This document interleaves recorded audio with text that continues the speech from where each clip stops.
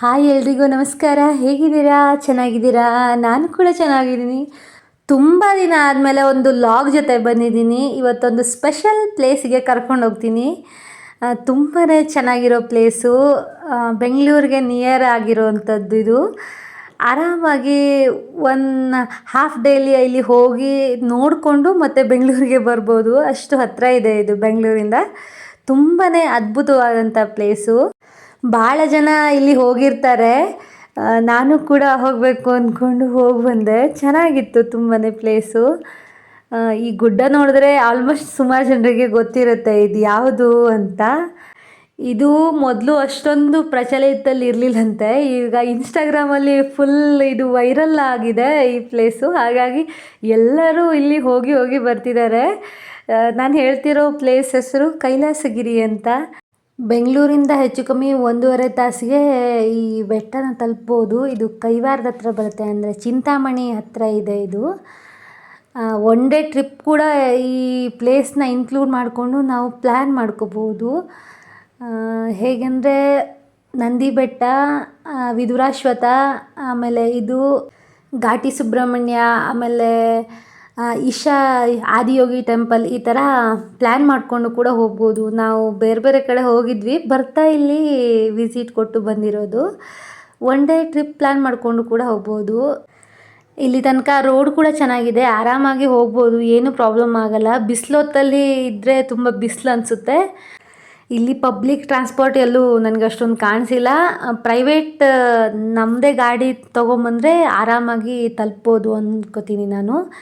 ಅಲ್ಲಿ 1-2 ಕಿಲೋಮೀಟ್ರ್ ಈ ಥರ ರೋಡ್ ಬಂದಿದೆ, ಚೆನ್ನಾಗಿಲ್ಲ. ಅಲ್ಲಿ ಒಂಚೂರು ಚೆನ್ನಾಗಿಲ್ಲ, ರೋಡ್ ಅಷ್ಟೊಂದು ಕೆಟ್ಟೋಗ್ಬಿಟ್ಟಿದೆ. ನಾವು ಒಂದು 10-11 ಗಂಟೆ ಟೈಮಿಗೆ ಈ ಜಾಗದಲ್ಲಿ ಇರೋದು. ಬಿಸಿಲೊತ್ತಲ್ಲಿ ಆಗಿತ್ತು ನಾವು ಬಂದಿರೋದು. ಬಿಸಿಲಿದ್ರೂ ಚೆನ್ನಾಗಿ ಗಾಳಿ ಇದೆ ಇಲ್ಲಿ. ತುಂಬ ಚೆನ್ನಾಗಿತ್ತು ಪ್ಲೇಸ್ ಕೂಡ. ನಿಮ್ಮನ್ನು ಕರ್ಕೊಂಡು ಹೋಗೋಣ ಅಂತ ನಾನು ವೀಡಿಯೋ ಮಾಡಿದೆ. ಎಷ್ಟರ ಮಟ್ಟಿಗೆ ವೀಡಿಯೋ ಚೆನ್ನಾಗಿ ಬಂದಿದೆ ಅಂತ ಗೊತ್ತಿಲ್ಲ, ಆದರೆ ಫುಲ್ ಇನ್ಫಾರ್ಮೇಟಿವ್ ಆಗಿದೆ. ವೀಡಿಯೋನ ಸ್ಕಿಪ್ ಮಾಡಿದೆ, ಪೂರ್ತಿಯಾಗಿ ನೋಡಿ, ನಿಮಗೆ ಕಾಣಿಸುತ್ತೆ. 2 ಕಿಲೋಮೀಟ್ರ್ ಈ ಥರ ಕರ್ವಿಂಗ್ ರೋಡ್ ಥರ ಇದೆ. ನೆಕ್ಸ್ಟು ಅಲ್ಲಿ ಕಾಣಿಸುತ್ತೆ ಸೈಡಿಗೆಲ್ಲ ಬಂಡೆಕಲ್ಲೇ, ಫುಲ್ ಗುಡ್ಡದ ಮೇಲ್ಗಡೆ ಇರುವಂತಹ ಟೆಂಪಲ್ ಇದು. ಈ ಥರ ಸೈಡ್ಗೆಲ್ಲ ಕಲ್ಲು ಕಾಣಿಸುತ್ತೆ ನಿಮಗೆ. ನೋಡೋಕ್ಕೆ ವ್ಯೂ ತುಂಬ ಚೆನ್ನಾಗಿರುತ್ತೆ. ನೋಡಿ ಕಾರಿಂದನೂ ಎಷ್ಟು ಚೆನ್ನಾಗಿ ಕಾಣಿಸ್ತಿದೆ ಅಂತ ಮೇಲ್ಗಡೆ. ಚೆನ್ನಾಗಿತ್ತು, ತುಂಬಾ ಚೆನ್ನಾಗಿತ್ತು ಪ್ಲೇಸು. ಇವಾಗ ನಾವು ತಲುಪಿದ್ವಿ. ಇಲ್ಲಿ ಕಾರ್ನ ಪಾರ್ಕ್ ಮಾಡಿ ನೆಕ್ಸ್ಟು ಕಣ್ಮುಂದೆನೇ ಇದೆ. ಇಲ್ಲಿಂದ ನಡ್ಕೊಂಡು ಹೋಗ್ಬೇಕು ಒಂದು 200 ಮೀಟ್ರಿಗೆ ರೀಚ್ ಆಗ್ತೀವಿ ನಾವು. ಆ ಕಡೆ ದಿಂಬಕ್ಕೆ ಅದು ಇದೆ, ಈ ಕಡೆ ದಿಂಬಕ್ಕೆ ಕಾರ್ನ ಪಾರ್ಕ್ ಮಾಡಿ ನಾವು ಹೊರಡೋದು.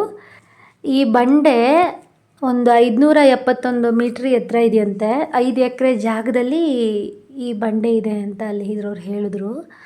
ತುಂಬ ವಿಸ್ತಾರವಾಗಿದೆ ಈ ಬಂಡೆಕಲ್ಲು. ಇದ್ರೊಳಗಡೆ ಕೊರೆದು ಆಮೇಲೆ ಮೂರ್ತಿನ ಕೆತ್ತಿರೋದು. ಇದು ಉದ್ಭವ ಆಗಿರೋದಲ್ಲ. ಇಲ್ಲಿ ಯಾರೋ ಗೆದ್ದು ಬಂದಿರುವಂತಹ ಪೊಲಿಟಿಷಿಯನ್ ಇರ್ತಾರಲ್ವ, ಅವ್ರಿಗೆ ದೇವರಿಂದ ಅನುಮತಿ ಸಿಕ್ಕಿ ಆಗಿರೋದು ಅಂತ ಅಲ್ಲಿ ಪೂಜೆ ಮಾಡೋರು ನಮಗೆ ಹೇಳಿದ್ರು. ನೋಡಿ ಹೆಂಗಿದೆ ಅಂತ. ಎಷ್ಟು ಎತ್ತರ ಅನಿಸುತ್ತೆ ಗೊತ್ತಾ? ಈಗ ಮೊಬೈಲಲ್ಲಿ ಸ್ವಲ್ಪ ಸಣ್ಣ ಕಾಣಿಸುತ್ತೆ, ಎದುರಿಗೆ ನೋಡಿದ್ರೆ ಅದ್ಭುತವಾಗಿರುತ್ತೆ, ತುಂಬಾ ಚೆನ್ನಾಗಿರುತ್ತೆ. ವೀಕೆಂಡಲ್ಲಿ ಇಲ್ಲಿ ಹೋಗೋಕ್ಕೆ ಒಂದು ಪ್ಲ್ಯಾನ್ ಮಾಡ್ಕೋಬೋದು. ಚೆನ್ನಾಗಿದೆ ಪ್ಲೇಸ್ ತುಂಬಾ. ನೋಡಿ ಹೆಂಗಿದೆ ಸೈಡ್ಗೆಲ್ಲ ಅಂತ. ಆಮೇಲೆ ಒಂದು 10-20 ಮೆಟ್ಲು ಹತ್ತಿ ಅಲ್ಲಿ ಗುಹೆ ಥರ ಮಾಡಿದ್ದಾರೆ. ಟೂರಿಸ್ಟ್ಗಳು ಬರ್ತಾನೆ ಇರ್ತಾರೆ ಇಲ್ಲಿ, ಅವರೆಲ್ಲ ಫೋಟೋ ತಕ್ಕೋತಾ ಇದ್ರು. ನಾವು ಹಾಗೆ ಸೈಡಿಗಿಂದ ಒಳಗಡೆ ಹೋದ್ವಿ. ನಾವು 4-5 ಜನ ಹೋಗಿದ್ವಿ. ನಾನು, ನಮ್ಮ ಫ್ಯಾಮಿಲಿ ಮತ್ತು ನನ್ನ ತಂಗಿ ಫ್ಯಾಮಿಲಿ ಹೋಗಿದ್ವಿ. ಈ ಥರ ಇದೆ ಎಂಟ್ರೆನ್ಸು.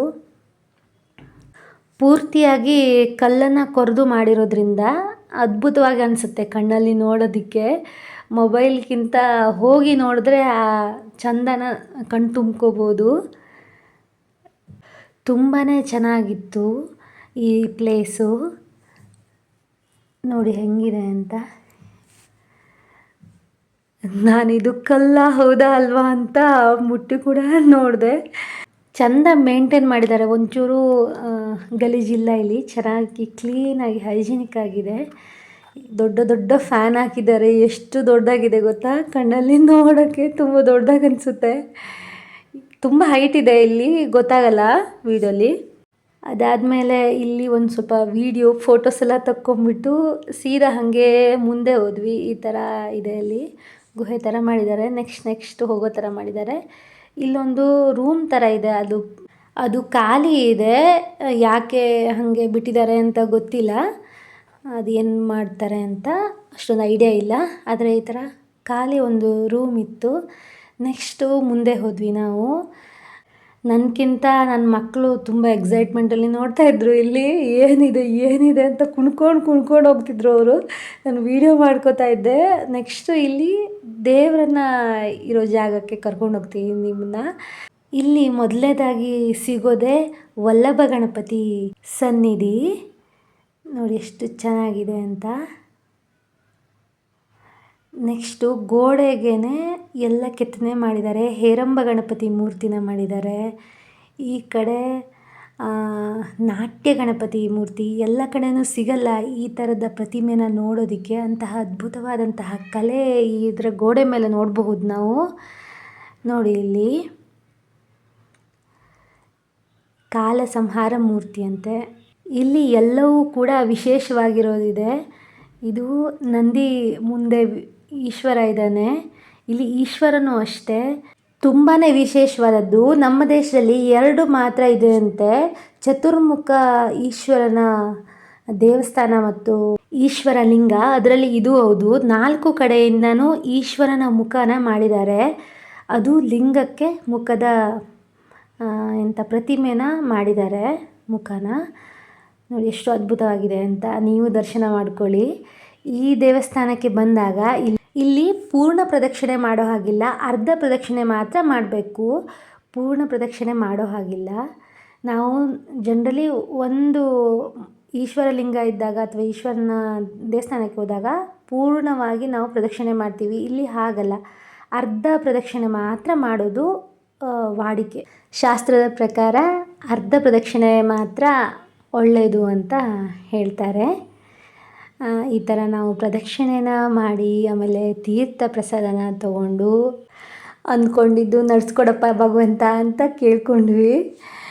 ನೋಡಿ ಇಲ್ಲಿ ಗೋಡೆ ಮೇಲೆ ಕೆತ್ತಿದ್ದಾರೆ ಏಕಪಾದ ತ್ರಿಮೂರ್ತಿಗಳಿಗೆ ಒಂದೇ ಪಾದದಲ್ಲಿ ನಿಂತಿರುವಂಥದ್ದು. ಎಷ್ಟು ಅದ್ಭುತವಾಗಿದೆ ಅಂತ ನೋಡಿ. ಇದು ಶಿವನ ಪ್ರತಿಮೆ. ಕಂಬದಲ್ಲಿ ಪರಮೇಶ್ವರ ಪ್ರಕಟ ಆದಂತಹ ಪ್ರತಿಮೆ. ಏನೇ ಬೇಡಿಕೆ ಇದ್ದರೂ ನಂದಿ ಹತ್ರ ಹೇಳಿ ಹೋದರೆ ನಂದಿ ಶಿವನಿಗೆ ಮುಟ್ಟಿಸ್ತಾನೆ ಅಂತಾರೆ. ಅದಕ್ಕೆ ನಂದಿಯ ಕಿವಿಯಲ್ಲಿ ನಮ್ಮ ಕೋರಿಕೆನ ಹೇಳ್ಕೋಬೇಕು. ಅದರಿಂದ ಪರಮೇಶ್ವರನಿಗೆ ನಮ್ಮ ಕೋರಿಕೆ ಸಲ್ಲುತ್ತೆ ಅಂತಾರೆ. ಇಲ್ಲಿ ನೋಡಿ ಎಷ್ಟು ಅದ್ಭುತವಾಗಿದೆ ಅಂತ. ನಟರಾಜ ಮೂರ್ತಿ ನೋಡಿ, ಎಲ್ಲನೂ ಅಷ್ಟು ಸ್ಪೆಷಲ್ ಆಗಿರೋವಂತಹ ಕೆತ್ತನೆಗಳಿವೆ ಇದರಲ್ಲಿ. ನೀವು ಕೂಡ ಮಂಗಳಾರತಿ ತಗೊಳ್ಳಿ, ಒಳ್ಳೆಯದಾಗಲಿ ಅಂತ ಕೇಳ್ಕೊಳ್ಳಿ ಆಯಿತಾ. ಇದು ತಾಯಿಯ ಪ್ರತಿಮೆ. ಎಷ್ಟು ಚೆನ್ನಾಗಿದೆ ಅಲ್ವಾ. ನೋಡಿ ಹೊರಗಡೆ ಬಂದಾಗ ಲಕ್ಷ್ಮೀ ದೇವಿ, ಇನ್ನೊಂದು ಕಡೆ ಸರಸ್ವತಿ ದೇವಿ ನಿಂತಿದ್ದಾಳೆ. ಆಮೇಲೆ ಈ ಥರ ಹೊರಗಡೆ ಹೋಗೋದಕ್ಕೆ ಇಲ್ಲಿ ಜಾಗ ಇತ್ತು. ಇಲ್ಲಿ ಕುಂಕುಮ ಎಲ್ಲ ಇಟ್ಟಿದ್ದಾರೆ. ಅರ್ಚಕರು ತುಂಬ ಚೆನ್ನಾಗಿ ಮಾತಾಡ್ತಾರೆ, ತುಂಬಾ ಚೆನ್ನಾಗಿ ಗೈಡ್ ಮಾಡ್ತಾರೆ. ಫೋಟೋ ವಿಡಿಯೋನ ತೆಗಿಬಾರ್ದು ಅಂತ ಅಲ್ಲಿ ಬರೆದಿತ್ತು. ಅವರು ತಕ್ಕೊಳ್ಳಿ ಅಂತ ಹೇಳಿ ನಮಗೆ ಹೇಳಿದ್ರು. ಅವ್ರ ಪರ್ಮಿಷನ್ ಮೇಲೆ ಆಮೇಲೆ ನಾನು ವೀಡಿಯೋ ಫೋಟೋಸ್ನ ತಕ್ಕೊಂಡೆ. ಈ ಥರ ಹೊರಗಡೆ ಬಂದರೆ ಹಿಂಗಿದೆ, ಚೆನ್ನಾಗಿದೆ. ಅವರೇ ಹೇಳಿದ್ದು ಈ ದೇವಸ್ಥಾನದ ಇತಿಹಾಸದ ಬಗ್ಗೆ ಎಲ್ಲ ತುಂಬ ಹೊತ್ತು ಮಾತಾಡಿದ್ರು ಅವರು. ಚೆನ್ನಾಗಿ ಪರಿಚಯ ಮಾಡಿಕೊಂಡು, ನಮಗೆ ಪರಿಚಯ ಇರಲಿಲ್ಲ. ಅವರು ಅಲ್ಲಿ ಹೋದ್ಮೇಲೆ ಚೆನ್ನಾಗಿ ಪರಿಚಯ ಆದರು. ಯಾವ್ದು ನಿಮ್ಮೂರು, ಎಲ್ಲಿ, ಅದು ಇದು ಅಂತೆಲ್ಲ ಚೆನ್ನಾಗಿ ಸ್ವಲ್ಪ ಹೊತ್ತು ಮಾತಾಡಿದ್ವಿ, ಹರಟೆ ಹೊಡೆದ್ವಿ. ಅದಾದಮೇಲೆ ಹೊರಗಡೆ ನೋಡಿ ಹಿಂಗಿದೆ. ಇಲ್ಲಿ ಒಂದು ಕಲ್ಲಿನ ಮೇಲೆ ಕಲ್ಲು ಇಟ್ಟು ಮನೆ ಕಟ್ಟುವಂತಹ ಆಸೆ ಇರೋರು ಈ ಥರ ಮಾಡಿ ಇಟ್ಟಿರ್ತಾರೆ. ನಮಗೂ ಅನಿಸುತ್ತೆ ಮಾಡಬೇಕು ಅಂತ. ಮನೆ ಕಟ್ಟಬೇಕು ಅಂತ ಆಸೆ ಇರೋರು ಈ ಥರ ಅಲ್ಲೇ ಇರುವಂತಹ ಕಲ್ಲನ್ನು ಒಂದ್ರ ಮೇಲೆ ಒಂದು ಇಟ್ಟು ಹರಿಸ್ಕೊಂಡು ಬನ್ನಿ, ಆಗುತ್ತೆ ಅಂತ ಹೇಳ್ತಾರೆ. ಅದು ಬಾಯಿಂದ ಬಾಯಿಗೆ ಬಂದಿರೋದಾ ಏನು ಅಂತ ನನಗಷ್ಟೊಂದು ಕ್ಲಾರಿಟಿ ಇಲ್ಲ. ಆದ್ರೂ ಒಂದು ನಂಬಿಕೆಯಿಂದ ಮಾಡಿದ್ರೆ ಯಾವುದೇ ಕೆಲಸಕ್ಕೂ ಏನೂ ಪ್ರಾಬ್ಲಮ್ ಆಗಲ್ಲ ಅಂತ ಅಂದ್ಕೋತೀನಿ ನಾನು. ತುಂಬಾ ಚೆನ್ನಾಗಿರುವಂತಹ ಪ್ಲೇಸು, ಒಮ್ಮೆ ವಿಸಿಟ್ ಮಾಡಲೇಬೇಕು. ಅಲ್ಲಿ ಡಿವೈನ್ ವೈಬ್ಸ್ ಇದೆ, ಚೆನ್ನಾಗಿದೆ ಒಟ್ಟಿನಲ್ಲಿ. ನನ್ನ ಮಕ್ಕಳು ಬರಬೇಕಾದ್ರೆ ಎಕ್ಸೈಟ್ಮೆಂಟಲ್ಲಿ ಬಂದರು, ಇವಾಗ ಹೋಗಬೇಕಾದ್ರೆ ಸುಸ್ತಾಯಿತು, ಯಾಕಂದರೆ ಎಕ್ಸೈಟ್ಮೆಂಟ್ ಮುಗೀತಲ್ಲ ಅದಕ್ಕೆ. ಆಮೇಲೆ ನಾವೆಲ್ಲ ಹೊರಗಡೆ ಬಂದ್ವಿ, ಮತ್ತು ನೆಕ್ಸ್ಟ್ ಪ್ಲೇಸಿಗೆ ಹೋಗೋಣ ಅಂತ ಎಲ್ಲನೂ ಶೂಟ್ ಮಾಡಿಕೊಂಡು ಬಂದ್ವಿ. ಈ ಥರ ಕಟ್ಟಡ ಕಟ್ಟಬೇಕಾದ್ರೆ ಅದು ಏನು ಬ್ಲಾಸ್ಟ್ ಮಾಡಿ ಹೋಲ್ ಮಾಡ್ತಾರಲ್ವ, ಆ ಥರದ್ದು ಎಲ್ಲದ್ರ ಬಗ್ಗೆನೂ ಇಲ್ಲಿ ಕೊಟ್ಟಿದ್ದರು. ಹಿಂಗೆ ಮಾಡಿದ್ದಾರೆ ಮತ್ತು ಹಿಂಗೆ ಮಾಡೋದಿದೆ, ಈ ಥರದ್ರ ಬಗ್ಗೆ ಎಲ್ಲ ಇನ್ಫಾರ್ಮೇಷನ್ ಬರೆದಿದ್ರು. ಆಮೇಲೆ ಕೆಳಗೆ ಬರ್ತಾ ಗೊತ್ತಾಯಿತು, ಅಲ್ಲಿ ಮೇಲ್ಗಡೆ ಆಂಜನೇಯನ ಟೆಂಪಲ್ ಇದೆ ಅಂತ, ಅದ್ರ ಮೇಲ್ಗಡೆ ಇದೆಯಂತೆ. ಅಲ್ಲಿ ಅವ್ರದ್ದೇ ಈ ವೆಹಿಕಲ್ಲಿ ಮಾತ್ರ ಹೋಗೋಕ್ಕಾಗುತ್ತೆ ಅಂದರು. ಕಾರು ಹೋಗುತ್ತೆ ಮತ್ತು ಬಸ್ ಗಿಸ್ಸೆಲ್ಲ ಹೋಗಲ್ಲ. ನೋಡಿ ಆಗುತ್ತೆ ಅಂದರೆ ಬನ್ನಿ ನಮ್ಮ ಜೊತೆ ಅಂತ ಅವರು ಕರೆದ್ರು. ನಾವು ಮತ್ತೆ ರಿಸ್ಕ್ ತೊಗೊಳ್ಳಿಲ್ಲ, ಬೇಡ ಅಂದ್ಕೊಂಡ್ವಿ. ಯಾಕಂದರೆ ನಮಗೆ ನೆಕ್ಸ್ಟ್ ಮತ್ತೆ ಬೇರೆ ಕಡೆ ಹೋಗೋದಿತ್ತು, ಅದಕ್ಕೋಸ್ಕರ ಮತ್ತೆ ನಾವು ಅಲ್ಲಿ ಹೋಗೋಕ್ಕೆ ಹೋಗಿಲ್ಲ. ನೆಕ್ಸ್ಟ್ ಲೇಟ್ ಆಗುತ್ತೆ ಅಂತ ಅಂದ್ಕೊಂಡ್ವಿ, ಆಗಲೇ ಮಧ್ಯಾಹ್ನ ಆಗಿತ್ತು. ಹಾಗಾಗಿ ಮತ್ತೆ ಬೇಡ ಅಂತ ಅಂದ್ಕೊಂಡ್ವಿ. ಇಲ್ಲಿಂದ ನಾವು ಸೀದಾ ಘಾಟಿ ಸುಬ್ರಹ್ಮಣ್ಯಕ್ಕೆ ಹೋಗಿರೋದು, ಅದಕ್ಕೋಸ್ಕರ ಮತ್ತೆ ನಾವು ಅಲ್ಲಿ ಹೋಗಿಲ್ಲ. ಎಲ್ಲ ಪ್ಲೇಸು ನೋಡೋ ಥರ ಇದೆ, ಅಲ್ಲಿ ಹೋದಾಗ ಅದೆರಡು ಪ್ಲೇಸ್ನ ಕವರ್ ಮಾಡಿಕೊಂಡು ಬನ್ನಿ. ಈ ಥರ ಇತ್ತು ನಾವು ದರ್ಶನ ಮಾಡಿರೋದು, ನಾವು ಹೋಗಿರೋ ರೀತಿ. ನನ್ನ ವೀಡಿಯೋಗಳು ಇಷ್ಟ ಆದರೆ ನನ್ನ ಚಾನಲ್ನ ಫಾಲೋ ಮಾಡಿಕೊಂಡು ಮುಂದಿನ ವೀಡಿಯೋಗಳಿಗಾಗಿ ಕಾಯ್ತಾ ಇರಿ. ಸಬ್ಸ್ಕ್ರೈಬ್ ಮಾಡ್ಕೊಳ್ದೆ ನೋಡ್ತಿದ್ದೀರಾ ಅಂದರೆ ದಯವಿಟ್ಟು ಸಬ್ಸ್ಕ್ರೈಬ್ ಮಾಡಿಕೊಂಡು ಪಕ್ಕದಲ್ಲಿರೋ ಬೆಲ್ ಬಟನ್ನ ಒತ್ತಿ ಆಲ್ ಅಂತ ಸೆಟ್ ಮಾಡ್ಕೊಳ್ಳಿ. ನನ್ನ ಮುಂದಿನ ವೀಡಿಯೋಗಳು ನಿಮಗೆ ನೋಟಿಫಿಕೇಷನ್ ಆಗಿ ಬರುತ್ತೆ. ಇಲ್ಲಿಂದ ನಾವು ಮುಂದೆ ಎಲ್ಲೆಲ್ಲಿ ಹೋಗಿದ್ವಿ, ಏನೇನು ಮಾಡಿದ್ವಿ ಅಂತ ನೆಕ್ಸ್ಟ್ ವ್ಲಾಗಲ್ಲಿ ಹೇಳ್ತೀನಿ.